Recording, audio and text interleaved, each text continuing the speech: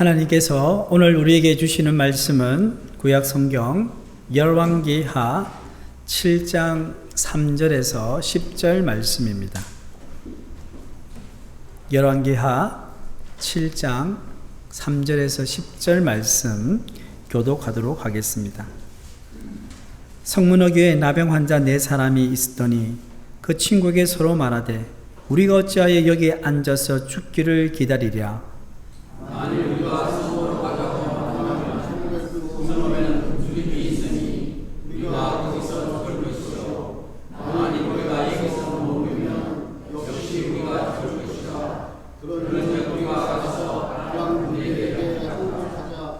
그들이 우리를 살려주면 살 것이요 우리를 죽이면 죽을 것이다 하고 아람진으로 가려 하여 해질 무렵에 일어나 아람 진영 끝에 이르러서 본즉 그곳에 한 사람도 없으니 이는 주께서 아람 군대로 백성과 말소리와 큰 그들의 소리를 듣게 하셨으므로 아람 사람이 서로 말하기를 이스라엘 왕이 우리를 죽이시려 햇사람의 왕들과 그리고 왕들에게 값을 주고 그들을 우리에게 오게 하였다 하고 해질 무렵에 일어나서 도망하되 그 장막과 말과 나귀를 버리고 진영을 그대로 두고 목숨을 위하여 도망하였음이라. 또 나병환자들이 진영에 들어가서 한 장막에 들어가서 보호하시고 거기서 문과 문을 가지고서 감추고 가져와서 다시 다른 장막에 들어가 거기에서 가지고 가서 감추니라. 나병 환자들이 그 친구에게 서로 말하되 우리가 이렇게 해서는 아니 되겠다. 오늘은 아름다운 소식이 있는 날이거늘 우리가 침묵하고 있도다. 만일 밝은 아침까지 기다리면 벌이 우리에게 미칠지니 이제 떠나 왕궁에 가서 알리자 하고 가서 성도님을 불러 그들에게 말하여 이르되 우리가 아람지에 이르러서 보니 거기에 한 사람도 없고 사람의 소리도 없고 오직 말과 나귀만 내어 있고 장막들이 그대로 있도이다 이런지라. 아멘. 할렐루야. 하나님의 은혜와 복이 우리 성도님들 가운데 있기를 축복합니다. 저는 우리 성도님들의 기도 덕분에 가정교회 목회자 세미나 은혜 가운데 잘 마치고 돌아왔습니다. 앞으로 기회가 될 때 이 가정교회에 대해서 함께 나누면서 우리가 함께 꿈을 꾸는 그런 시간을 가지면 좋겠습니다. 기도와 관심에 감사를 드립니다. 여러분, 기근으로 인해 사람이 굶어 죽는 일은 과거에 일어났고 현재에도 일어나고 있습니다. 우리나라는 참 잘 사니까 그렇지 못하지만 아프리카나 아시아 쪽 가면요 많은 사람들이 먹지 못해 죽어가고 있습니다. 조선시대에 가장 참혹한 재앙으로 기록되고 있는 경신대기근이라는 걸 들어보셨습니까? 이 경신대기근은요 조선 현종 제위기간에 그러니까 1670년 그 해가 경술년이었고요. 이때부터 1671년 신해년까지 2년간 이어지는 대규모 기근이었습니다. 이 기근의 원인은 이상기후라고 하더라고요. 온도가 1도 정도 평년보다 떨어졌는데요. 그 이상기후로 인해서 수많은 문제들이 발생했습니다. 이 기근으로 당시 조선 전체 인구의 10에서 20%가량 그러니까 약 100만 명 이상이 사망한 것으로 추정하고 있습니다. 이는 굶주림뿐만 아니라요. 기근으로 약해진 사람들이 전염병에 걸려 목숨을 잃은 경우까지 다 포함되는 것입니다. 심지어 역사 기록에 보면 병조판서와 같은 고위 관료들도 굶어 죽거나 병에 걸려 사망할 정도로 그 피해는 신분을 가리지 않았다고 합니다. 극심한 굶주림으로 인해서 초건 목피로 연명하는 백성들이 많아지고 심지어는 식인 행위가 벌어졌다는 기록까지 남아있습니다. 그리고 굶어 죽은 시체가 길거리에 절비했어요. 행정이 마비될 정도였다고 합니다. 가난한 사람들은 자식을 팔거나 버리는 일들이 속출했고요. 굶주림을 이기지 못한 백성들이 도적대가 되어서 사회 질서가 붕괴되기도 했습니다. 역사적으로 보면 경신 대기근은요, 임진왜란과 병자호란 이후에 발생했습니다. 안타까운 사실은 이 두 전란으로 이미 조선의 국력은 많이 쇠퇴했고 아직 제대로 회복되지 않는 상황이었습니다. 이런 나쁜 상황에 대기근이 찾아온 것입니다.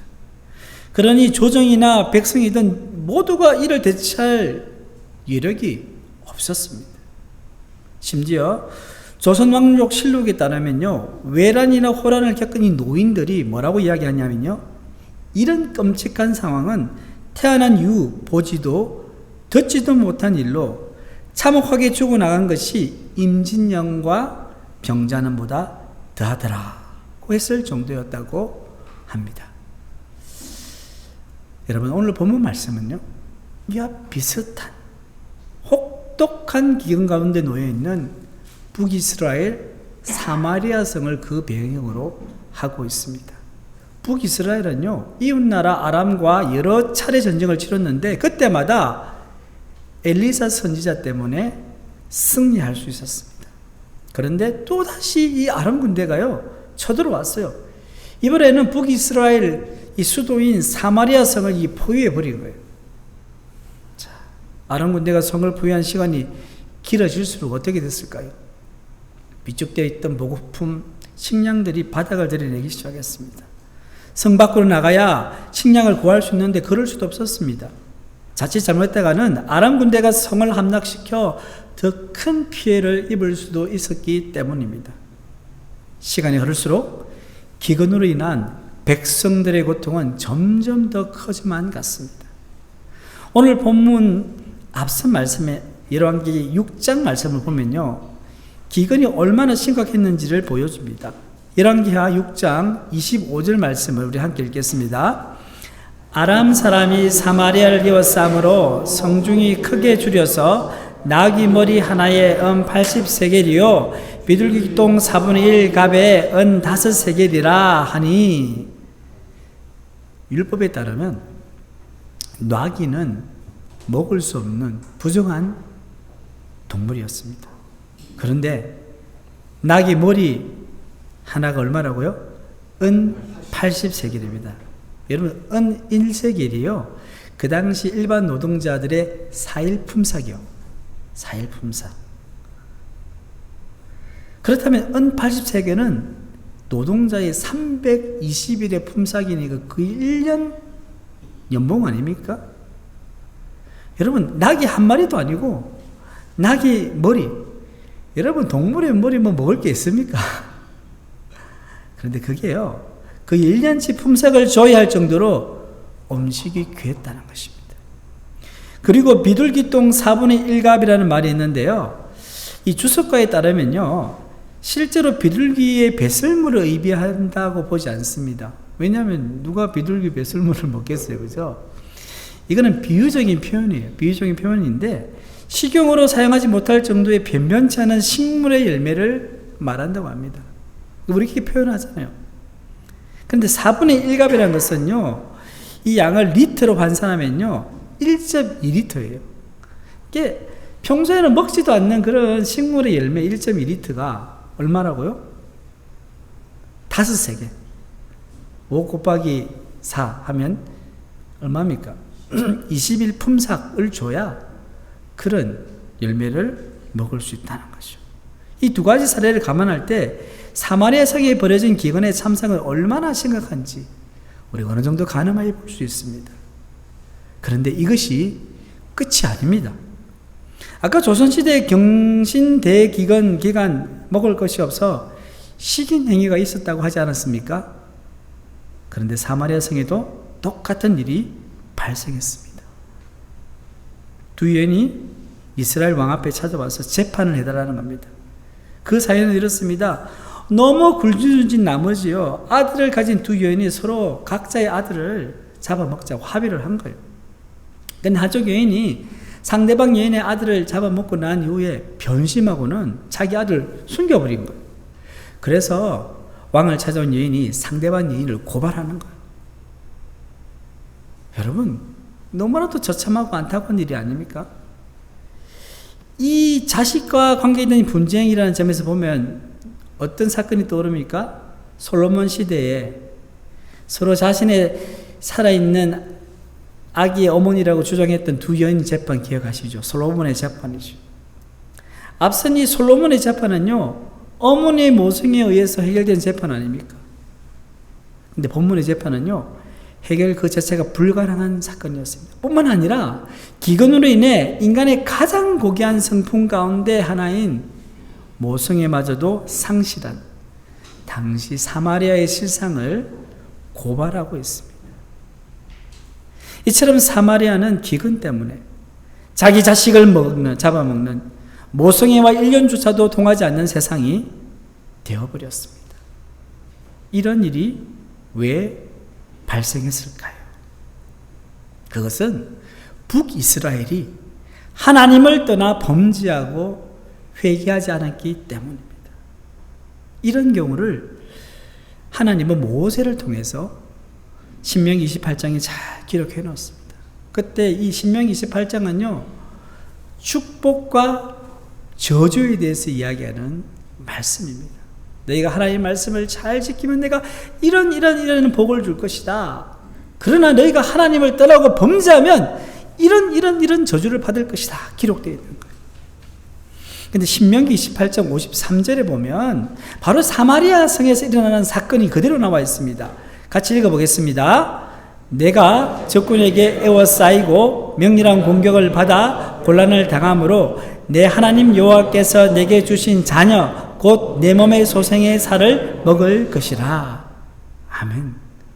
성도 여러분, 사마리아 성 안에 사는 백성들이 이 정도로 고통을 당하고 있다면 오늘 본문에 등장하는 나병 환자와 같은 사회적 약자는 어떻겠습니까? 말할 필요도 없을 정도로 그들은 더 힘든 상황 가운데 내몰려 있었습니다. 자, 본문 3절 말씀 읽어보겠습니다. 성문 어귀에 나병 환자 4사람이 있더니 그 친구에게 서로 말하되 우리가 어찌하여 여기 앉아서 죽기를 기다리랴. 아멘. 자, 여기 보시면 4명의 나병 환자들은 어디에 있습니까? 성문 어귀에 있습니다. 나병 환자는 부정한 사람입니다. 그래서 성 안에 들어가 살 수가 없는 거예요. 그렇다고 성 밖으로 마음대로 다닐 수 있습니까? 아람 군대가 저 진을 치고 있으니까 어디 다닐 수도 없어요. 평상시 같으면 그들의 가족이 먹을거리를 챙겨줍니다. 그러면 주면은 그걸 받아가지고 먹고 또 때가 되면 받아서 먹는데 이제는 성 안에도 먹을 것이 없는데 나병 환자에게 줄 음식이 있겠습니까? 없습니다.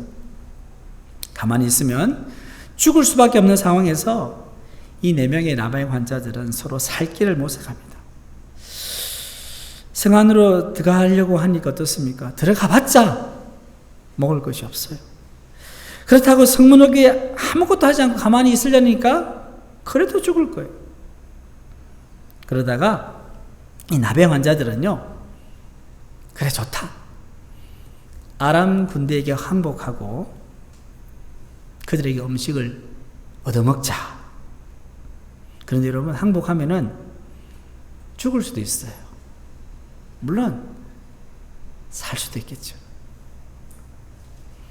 그러면서 그들은 이렇게 말하면서 결의를 다집니다. 본문 4절 하반절에 보시면 우리가 죽으면 죽을 것이다.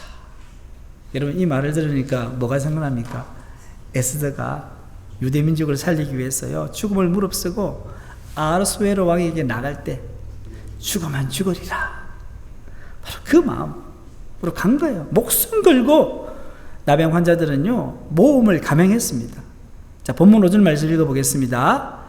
아람 진으로 가려 하여 해질 무렵에 일어나 아람 진영 끝에 이르러서 본즉 그곳에 한 사람도 없으니.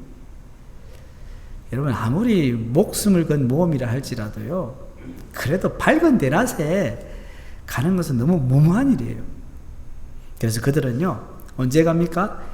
해질 무렵에 캄캄해지니까요, 일어나서 아람 진영으로 갔습니다. 그런데 그곳에 사람 하나도 보이지 않는 거예요. 어떻게 된 것입니까? 자, 본문 6절의 7절 말씀을 읽겠습니다. 이는 주께서 아람 군대로 병거 소리와 말 소리와 큰 군대의 소리를 듣게 하셨으므로 아람 사람이 서로 말하기를 이스라엘 왕이 우리를 치려하여 헷 사람의 왕들과 애국 왕들에게 값을 주고 그들을 우리에게 오게 하였다 하고 해질 무렵에 일어나서 도망하되 그 장막과 말과 나귀를 버리고 진영을 그대로 두고 목숨을 위하여 도망하였음이라. 아멘.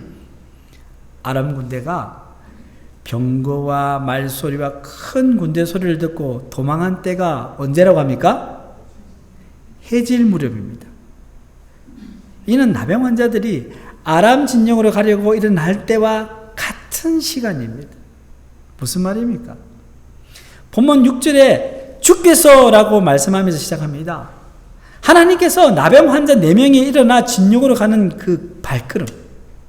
이러면 나병 환자 4명이 막 뛰어갔겠어요? 조심조심 걸어갔을 거 아니에요. 그렇게 진영으로 가는 그 발걸음이 세상에 하나님께서 엄청난 군대가 떼지어 몰려가는 것처럼 그런 효과를 내실 거예요. 그러니까요, 아람 군대도 적지 않은 수도 있을 건데 그냥 그 엄청난 소리에 압도당해서는요 모든 것을 다 두고는 그냥 몸만 그냥 겨우 간수하고 도망간 것입니다. 성도 여러분, 우리는 성경을 통해서 오늘 본문의 이야기의 결론을 알고 있습니다. 그 결론은 무엇입니까? 4명의 나병 환자를 통해서 기근으로 멸망 직전에 있던 사마리아 성이 구원받게 되었다는 것입니다. 그런데 왜 나병 환자일까요? 왜 하나님께서는 그 많고 많은 이스라엘 사람들 중에서 가장 부정하고 비천한 나병 환자들을 택하셔서 사마리아 성을 구원하셨을까요? 왜 그럴까요? 그것은 하나님의 구원이 항상 낮은 곳으로 임하기 때문에 그렇습니다. 예수님께서 높고 높은 보좌를 버리시고 낮고 낮은 이 세상의 말구 위에 태어나셨습니다. 그리고 하나님께서 바로 그 예수님의 십자가와 죽음을 통해서 인류를 구원하셨습니다. 이게 하나님께서 하시는 방법입니다. 성도 여러분, 자신의 부족함을 느끼십니까? 나는 정말 아무것도 할 수 없는 존재라. 나는 비천한 사람이다. 그렇게 느끼십니까?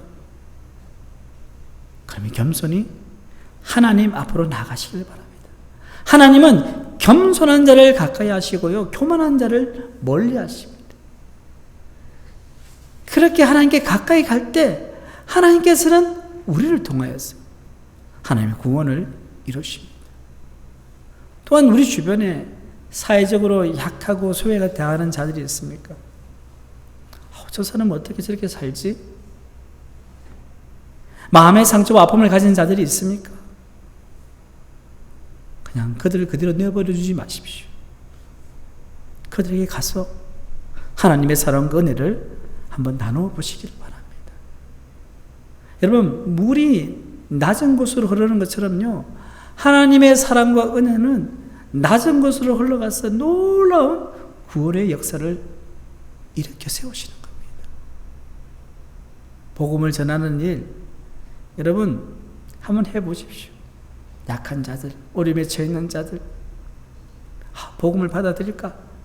그런 걱정하지 마시고 그냥 나누는 거예요. 섬겨보는 거예요. 그러면 그 은혜가 그곳으로 임하게 될 줄 믿습니다. 자, 남의 간자들은요, 아람 군대 진영이 도착했을 때 첫 번째로 이 적막함에 깜짝 놀란 거예요. 군인들이 아무도 없고요, 조용한 거예요. 그리고 또 놀랐습니다. 장막이며 모든 물품이 그대로 있는 거예요. 사람만 없는 거예요. 자, 본문 8절 말씀을 읽어보겠습니다. 그 나병 환자들이 진영 끝에 이르자 한 장막에 들어가서 먹고 마시고 거기서 은과 금과 의복을 가지고 가서 감추고 다시 와서 다른 장막에 들어가 거기서도 가지고 가서 감추니라. 자, 여러분 같으면 어떻게 하시겠습니까?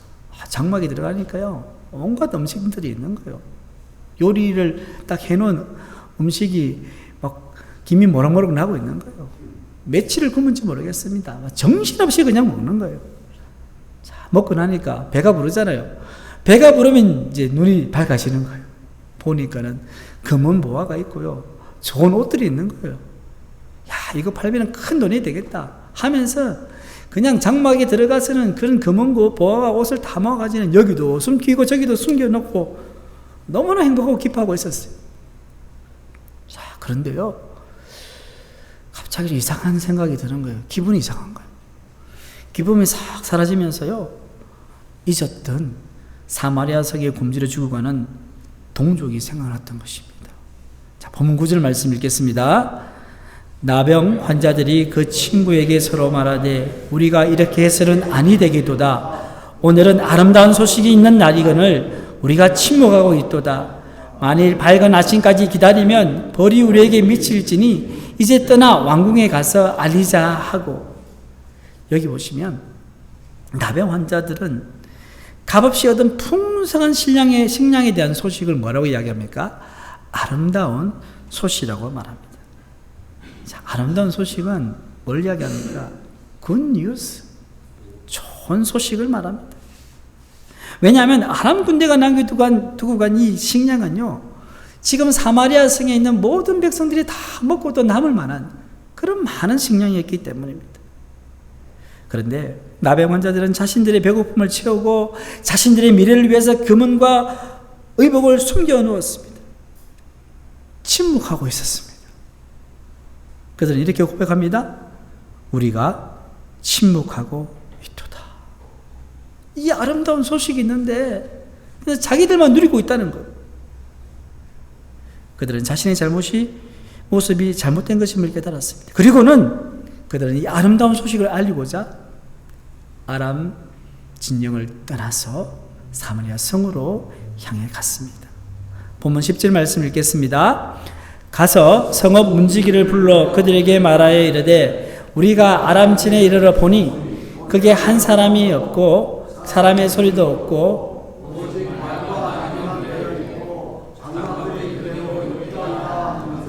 아멘. 자, 나병 환자들은 더 이상 침묵하지 않고 아름다운 소식을 사마리아 성 문지기에 알렸습니다.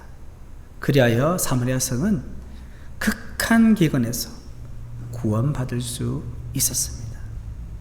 성도 여러분, 우리도 나병 환자들처럼 값없이 구원의 놀라운 은혜를 받았습니다. 영적으로 말하면 과거에 우리는 어떻습니까? 죄로 말미암아 죽었던 존재였습니다.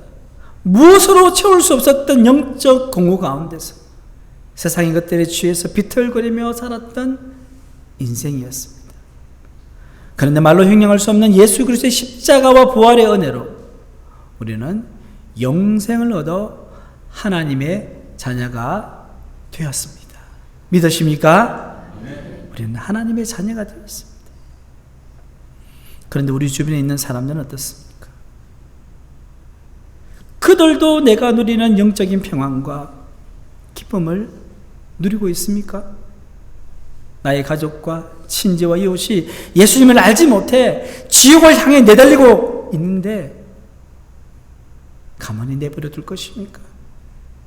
만약 우리가 침묵하고 있으면 그들은 복음을 들을 기회를 놓치게 됩니다. 성도 여러분, 전도는 한 번만 하는 것이 아닙니다. 한번 전도해 보니까 안 되더라 포기하는 것이 아니고요. 전도는 될 때까지 계속 하는 것입니다. 이 말씀은 상대방이 귀찮을 정도로 앞뒤 보지 말고 전도하라는 뜻이 아닙니다. 어떻게 해야 됩니까? 그들을 사랑하는 마음으로 먼저 계속 기도해야 됩니다. 매일 여러분들이 기도 안에 그들의 영혼을 품어야 됩니다. 그리고 그들을 위해 섬기십시오. 물질로든 시간으로든 관심이든지 그들을 섬기는 거예요. 그러면서 전도의 기회가 있을 때 그 기회를 놓치지 않아야 됩니다. 그래서 우리는 정기적으로 믿지 않는 사람들에게 전도하는 기회를 가져야 됩니다. 올해 11월 16일 추수감사주일에 두 번째 전도대회로 행복나눔 축제를 하게 됩니다. 이것은 온 교회가 영적으로 힘을 모아 기도하고 전도할 수 있는 기회를 만들기 위한 것입니다. 여러분, 중요한 것은요, 우리 모든 성도가 힘을 모아야 돼요. 그리고 이 전도대회에 집중을 해야 됩니다. 상반기 부활절에 예언축제 있죠. 예언축제가 뭡니까? 예수님 만나는 은혜축제입니다. 그때 우리는요, VIP가 뭡니까? 여러분, very important person 아닙니까? 전도 대상자를 우리는 VIP로 불러요. 정말로 귀한 존재입니다. 그들을 작정하는 거예요. 이분을 내가 전도하겠다. 그 명단을 제출했습니다. 그리고 제가 그 명단을 탁 이렇게 표로 만들었어요. 나눠드렸어요. 같이 기도하죠. 그리고 전도축제 D-Day 때 VIP를 데리기 위해서 열심히 전도했습니다. 전화도 하고요, 만나기도 하고요, 밥도 사주고 선물도 사주고요, 여러 가지 방면으로 진심으로 어린 마음으로 그들을 섬겼습니다. 여러분, 이번에도 똑같습니다. 얼마나 많은 VIP가 행복나눔축제에 올 것인지, 그리고 얼마나 많은 VIP가 예수님을 믿고 교회에 등록할지에 대해서는 걱정하지 마시기 바랍니다.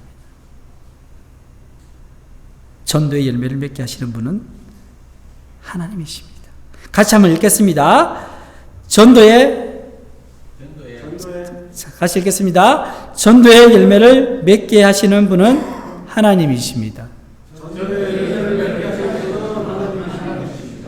그렇습니다. 전도의 열매를 맺게 하시는 분은 누구라고요? 하나님이십니다. 우리가 해야 될 일은 뭡니까? 땅 끝까지 이르러 내 증인이 되라. 너는 가서 모든 족속으로 제자를 삼으라 하신 그 말씀을 순종하는 것입니다.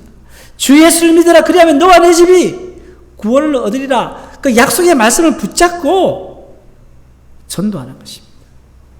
우리가 해야 할 일은 기도하며 침묵하지 않고 아름다운 소식을 전하는 것입니다. 예수 그리스도의 복음을 입으로만 아니라 우리의 관심과 사랑과 섬김으로 전할 수 있습니다. 이제 예화 하나를 말씀드리고 말씀을 마무리하기를 원합니다. 이 전도에 열심인 한 목사님의 아들, 어린 소년이 있었습니다. 그 아이는 그날도 전도 시간이 되자 비가 오고 추운 날임에도 전도하기 위해서 준비를 하는 것입니다. 목사인 아빠는요, 춥고 비가 오니까 오늘은 전도하지 않는 것이 좋겠다라고 이게 달렸습니다. 그래서 아들이 아빠에게 뭐라고 이야기하냐면요, 아빠, 사람들은 비가 오는 날에도 하나님에 대해서 알 필요가 있어요. 그래서 아빠가 대답했습니다. 얘야, 이런 날씨에는 사람들이 밖에 나오지 않을 거야. 아빠의 대답에 실망한 아이가 말했습니다. 아빠, 저 혼자 가도 돼요? 제발 가게 해주세요. 그의 아버지는 아이의 열심에 전도지를 주면서 허락했습니다. 그래, 한번 다녀오너라. 그리고 전도지를 가지고 이 아이는요, 빗속으로 들어갔습니다. 이 아이는 11살 소년이었습니다. 그가 본 사람들에게요, 전도지를 나눠주면서 마을의 모든 거리를 다녔습니다. 추위와 비에도 아랑곳하지 않고 2시간 동안 열심히 이제 전도를 하니까 마지막에 손에 전도지 한 장이 딱 남아 있는 거예요. 이걸 이제 전달하려고 하니까 이제 진짜 사람이 없는 거예요. 그래서 보니까 저 앞에 집이 있어서 그 현관문에 벨을 눌렀어요. 띵동 띵동. 아무도 나오지 않는 거예요. 하는 수 없이 마침내 소년은요, 그냥 떠나려고 돌아서려고 하는데 무언가가 그의 발을 잡는 거예요. 다시 한번 해봐. 그런 마음이 드는 거예요. 그래서 그 아이는 다시 문 쪽으로 가서 벨을 띵동 띵동 누르고 문을 열어주지 않으니까 자꾸 쾅쾅쾅 거리면서 문을 두드리기 시작했습니다. 그렇게 해야 될 것 같은 거예요. 계속 그렇게 하면서 문 밖에서 기다리고 있는데 한 녀석이 매우 슬픈 표정으로 문을 열고 나와서 말합니다. 소년아, 왜 그러지? 뭐 도와줄까? 빛나는 눈과 환한 미소를 지으며 소년이 말합니다. 아주머니, 제가 화나게 했다면 미안합니다. 그러나 하나님이 아주머니를 사랑하셔서 제게 강권하여 이 전도지를 드리라고 해서 가져왔습니다.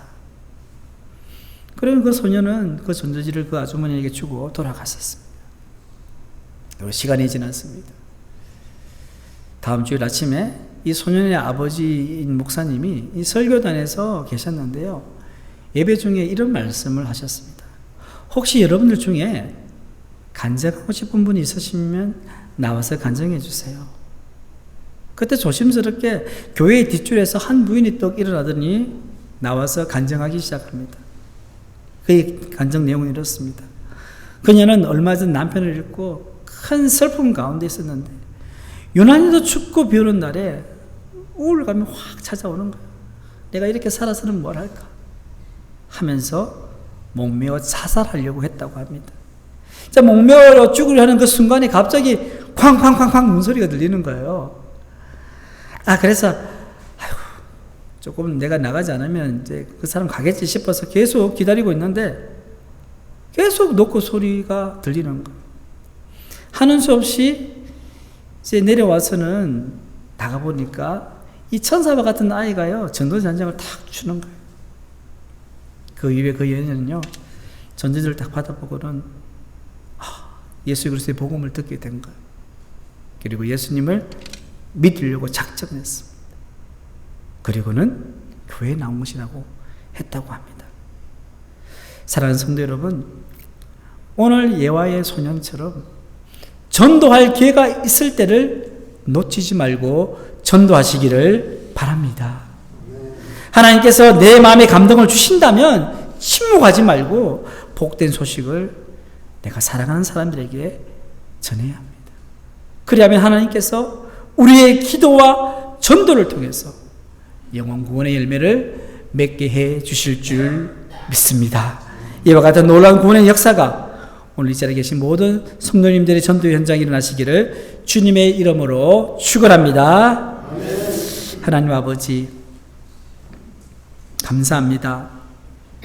저희들은 나약하고 부족합니다.